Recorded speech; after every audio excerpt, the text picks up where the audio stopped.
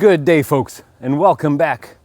A lot of you were very persuasive in requesting this video, and thank you for that.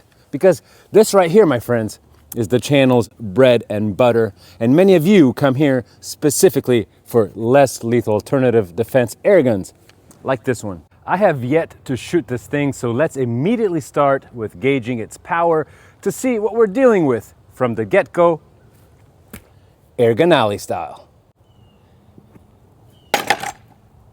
And by the way, we're starting with the coconut at 20 feet.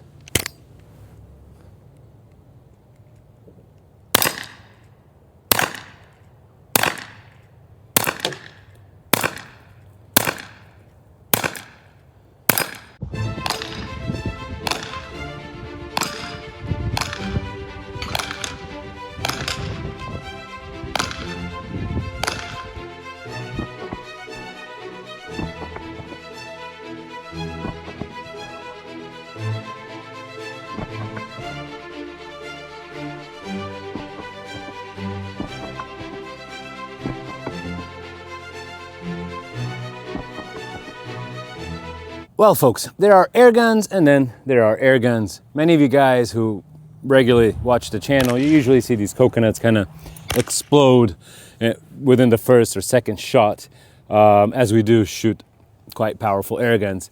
Now, in this case, today, we made some damage on the coconut. We saw a lot of bouncing off.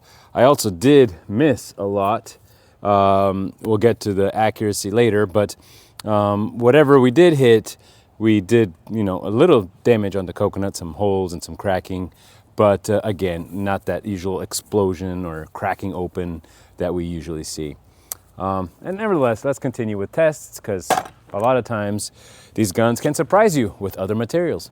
Speaking about accuracy, let's get to it right away. I have that target at 20 feet again, and I'll be shooting these around rubber steel balls. Now, as you see, this is a very, very short barrel.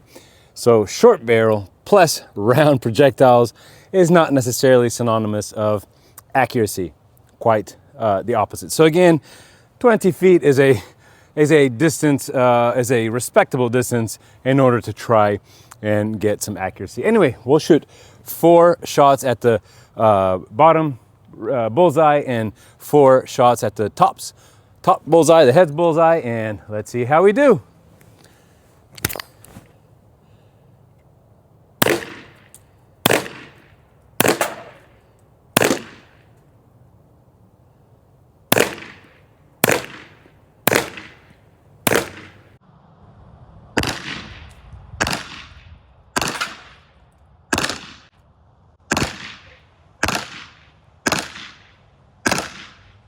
Well, my friends, it seems like I got too much ahead of myself and didn't bother with the introductions yet. So I apologize for that. And my friends, meet the Beeman BP50, a compact CO₂-powered 50 caliber air gun that shoots 8 round projectiles, and it is activated only when hitting this button, which will pierce the CO₂ cartridge, which otherwise stays nice and sealed inside of the gun for however long you keep it stored. So no leakages, the CO₂ stays sealed inside of the CO₂ cartridge until you push the button right here. In that case, the gun will become ready to go.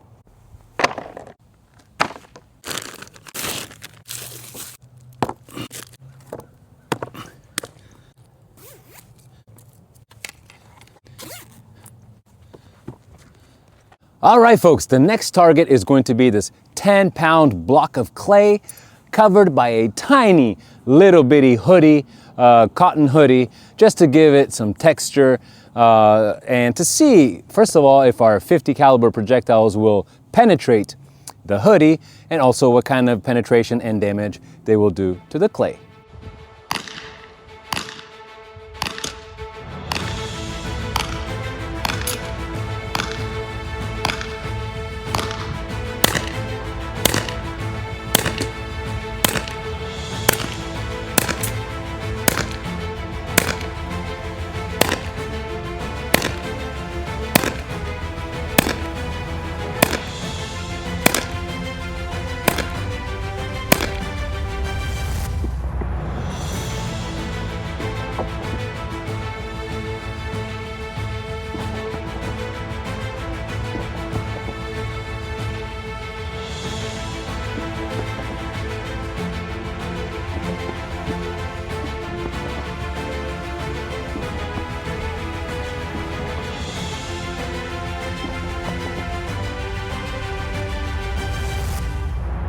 All right, friends, moment of truth.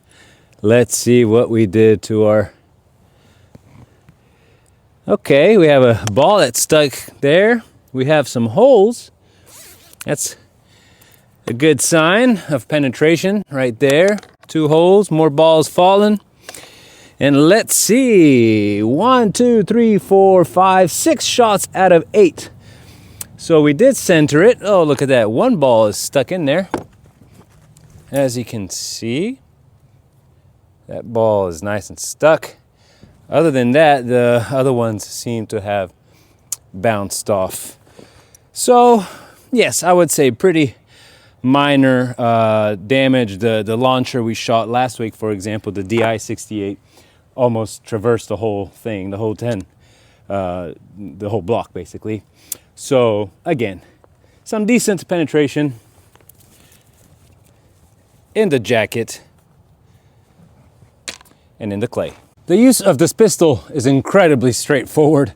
I bought it on Amazon, and to be honest, I haven't done too much research on this thing.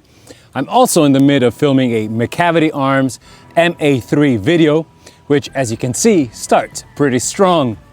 I'm also preparing for the new AEA Zeus Mark II, which reminds me to remind you to subscribe to the channel and perhaps even click that like button.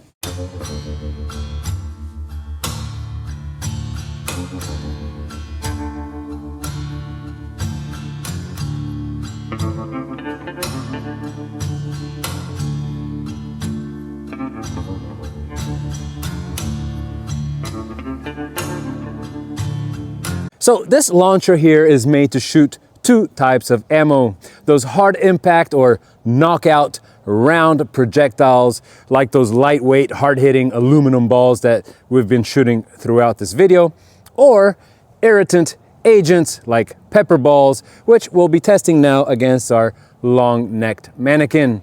One thing this launcher is not made for is penetration.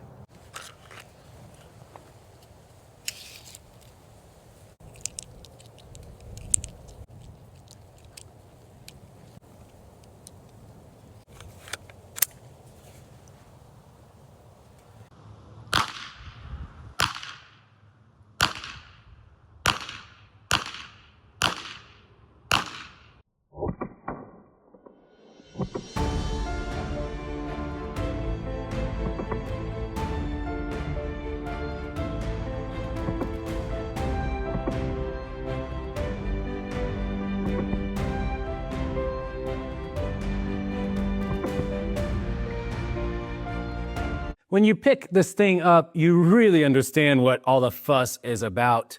The BP50 is solid, it has a respectable weight to it, and its compactness comes with an aggressive look. It has a long top Picatinny rail and a short bottom Picatinny rail. Now, there is a criticism that I do have, and that is the magazine. This thing just does not match the quality of the gun around it. The BP50 shoots 8 shots. So I want to show you guys really quick actually how to load this magazine, which may simplify your life. So when you load a magazine like this, you pull back on the spring all the way down and you lock it in position. Again, most magazines are like this. We then load our 8 balls. Now, all balls are in place. Normally, on other magazines, you then release the spring, so that you just release the spring, so the tension will keep pushing the balls up. Now, in this magazine, you don't do that, because if you do that, this is what happens. Well, this time only one fell. Usually, they all fall out. So, in this case, let's put the 8th ball in.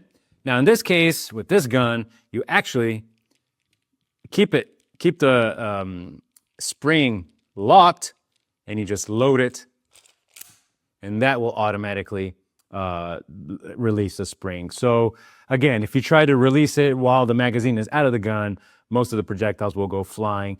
And so it took me a while to figure that out. Nevertheless, this magazine here is a piece of plastic, which does not match the absolute awesome quality of the gun around it. Now let's see how compact the BP50 is compared to its main competitors. Now this is the HDP50 or TP50, 50 caliber as well. That is the famous HDR or TR50 revolver. These are all 50 caliber.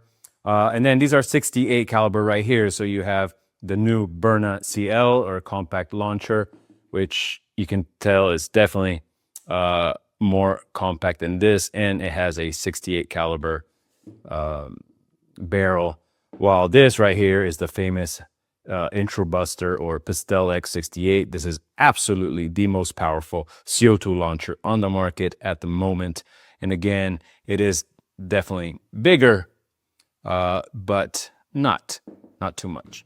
All right, folks, the Tunnel of Destruction, which is just 2 1/4-inch Baltic birch plywood boards put in a row. Now, I usually put 4, but we've seen that this gun is pretty much on the low end of the power spectrum. So I have serious doubts that the aluminum balls that we'll be shooting will even penetrate the first ball, the first board, let alone the second one. Nevertheless, we'll see what kind of penetration we get. Again, these launchers are not made for penetration. They're made for knockout. So that's why I like to use hard surface tests to kind of give you that gauge or that visual effect on what these things can do on hard surface, like a head or something like that.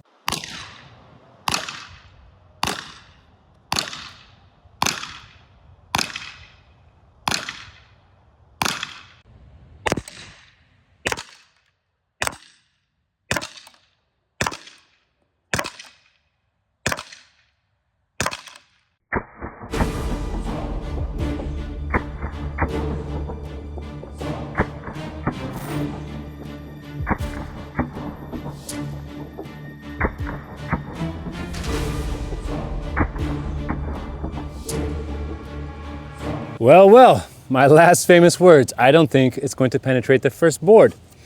How wrong was I? Look at this. 1, 2, 3, 4, 5, 6. 6 penetrated. For some reason, I seem to always miss. Or 2 shots always miss. So, look at that. These are the exits. Pretty cool. And also, some decent denting. Nothing on the other side, but some decent denting on that second board.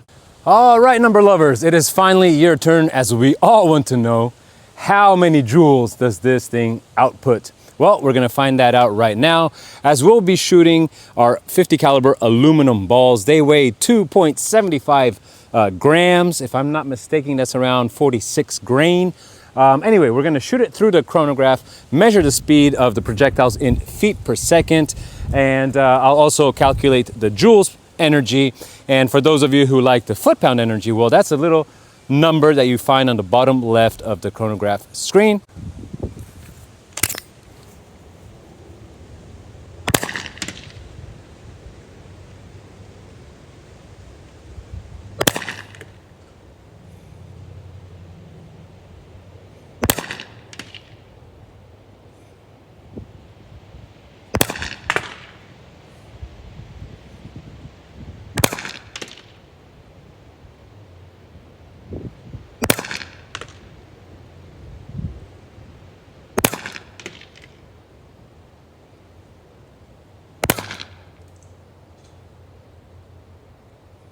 All right, so seems like we got a top energy of around 17, 18 joules with our Beeman BP50, which is actually not that bad for a 50 caliber CO2 launcher. Now, had this come out a few years ago, I would have been all over it. Now we've seen launchers which are very similar, perhaps a bit more bulky, nevertheless very similar in shape and form and system, that are absolutely incredibly powerful. So again, we're gonna put this one on the lowest, one of the lowest ends of the CO2 launcher power spectrum, if that made any sense. Nevertheless, Guys, there are countries where nothing over 7.5 joules is allowed. This is almost 18 joules. So in those countries, something like this is the ultimate self-defense tool. Also because the bad guys don't even have guns in many countries. Same things for some certain states in this country. Anyway, for whatever reason you need an air gun for home or self-defense, just know that this is indeed compact. You can pretty much, you know, it's very concealable, but that power is always on the lower end. That said, guys, thank you all so much for suggesting this video. I hope you are happy with the tests we made. Please do let me know what you thought. And also, guys, as always, thank you so much to the channel's members and supporters whose monthly contribution immensely helps the channel, and I cannot be more grateful. So thank you so much to every single one of you. Guys, we are done. Make sure you are subscribed because I have some crazy stuff coming out. It's going to be a very busy winter here at Airgun Alley. So make sure you're subscribed. Do please click that like button if you did indeed like this video. Thank you so much for watching, and I'll see you guys at the next one.